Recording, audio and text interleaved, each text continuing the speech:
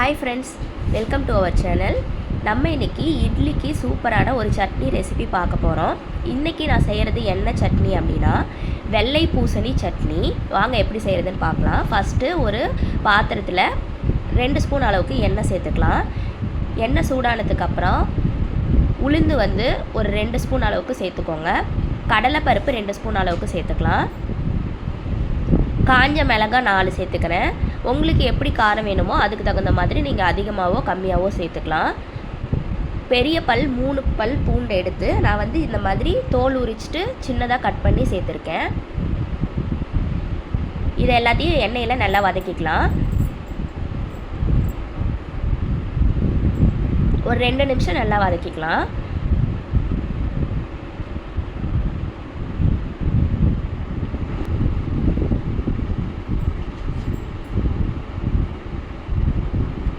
அடுத்ததாக சின்ன வெங்காயம் ஒரு 15 சின்ன வெங்காயத்தை தோல் உரிச்சிட்டு நான் 2 கட் பண்ணி சேர்த்துக்கிறேன். பெரிய வெங்காயமும் சேர்த்துக்கலாம். சின்ன வெங்காயம் சேர்க்கும் போது டேஸ்ட் கொஞ்சம் அதிகமாக கிடைக்கும், அதுக்காக தான். ஒரு கைப்பிடி அளவுக்கு கருவேப்பிலை சேர்த்துக்கலாம். இது எல்லாத்தையும் அது கூட சேர்த்து மிக்ஸ் பண்ணிக்கலாம்.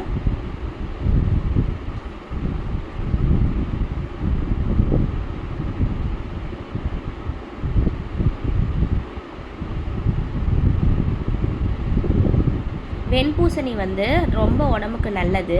காலையில் வெறும் வயிற்றில் வெண்பூசணி, மிளகு, 2 கல் உப்பு சேர்த்து நல்லா ஜூஸ் மாதிரி அரைச்சி எம்டி ஸ்டொமக்கில் குடிச்சிட்டு வரலாம். வயிறை ஃபுல்லாகவே க்ளீன் பண்ணிவிடும். வெண்பூசணி வச்சு நிறைய ரெசிபி பண்ணலாம்.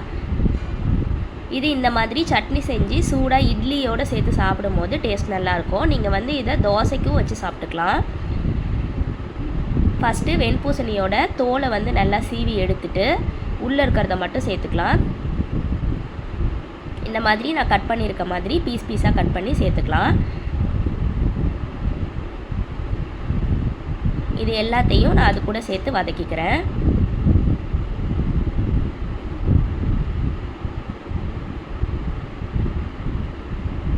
வாரத்தில் ஒரு டைம் வெண்பூசணி சட்னி செஞ்சு சாப்பிட்லாம். இது வதங்கிறதுக்காக நான் கல்லுப்பு 1 ஸ்பூன் அளவுக்கு சேர்த்துக்கிறேன். 1/2 ஸ்பூன் அளவுக்கு மஞ்சத்தூள் சேர்த்துக்கிறேன்.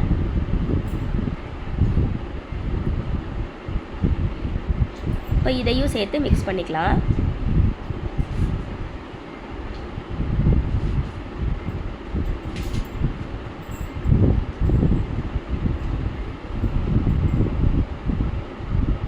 இது நல்லா வெந்து வரட்டும், அது வரைக்கும் வேக விட்டுக்கலாம்.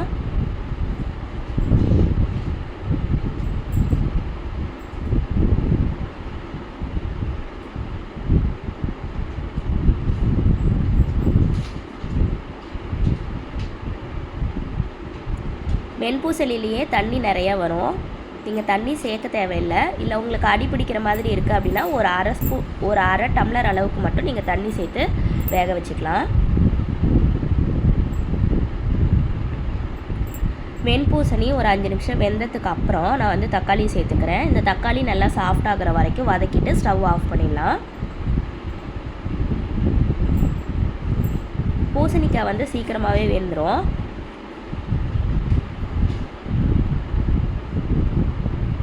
தக்காளியிலையும் தண்ணி வருது, பூசணிக்காயிலையும் தண்ணி வரும். ஸோ தண்ணி சேர்க்கும் போது பார்த்து சேர்த்துக்கோங்க. நான் அரை டம்ளர் மட்டும் தண்ணி சேர்த்து வேக வச்சுக்கிறேன். ஒரு கைப்பிடி அளவுக்கு நான் கொத்தமல்லி இலையை சேர்த்துக்கிறேன்.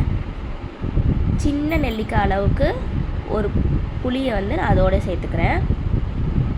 நீங்கள் இதுக்கு மேலே தேங்காயும் துருவி போட்டுக்கலாம்.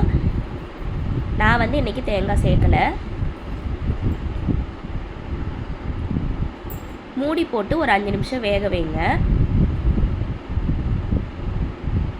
இது வெந்ததுக்கு அப்புறம் நம்ம ஆற வச்சுட்டு அரைச்சிக்கலாம்.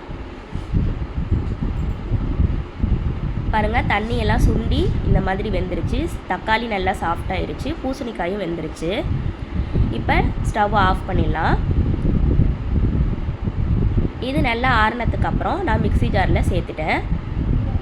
உப்பு பத்தலைன்னா இந்த ஸ்டேஜில் நீங்கள் கல்லுப்பு சேர்த்து அரைக்கிறதுக்கு முன்னாடியே சேர்த்து அரைச்சிக்கலாம். அரைச்சி எடுத்துட்டேன். நான் மிக்ஸி ஜாரை மட்டும் லைட்டாக தண்ணி ஊற்றி கழுவிட்டு அதையும் சேர்த்துருக்கேன். மற்றபடி ரொம்ப தண்ணி நான் சேர்க்கலை. அவ்வளோதான், வெண்பூசணி சட்னி வந்து ரெடி ஆயிடுச்சு. நீங்களும் வீட்டில் செஞ்சு பாருங்கள். உங்களுக்கு எப்படி இருந்தது அப்படிங்கிறத கமெண்ட்டில் சொல்லுங்கள். சேனலை சப்ஸ்கிரைப் பண்ணிக்கோங்க. தேங்க்ஸ் ஃபார் வாட்சிங்.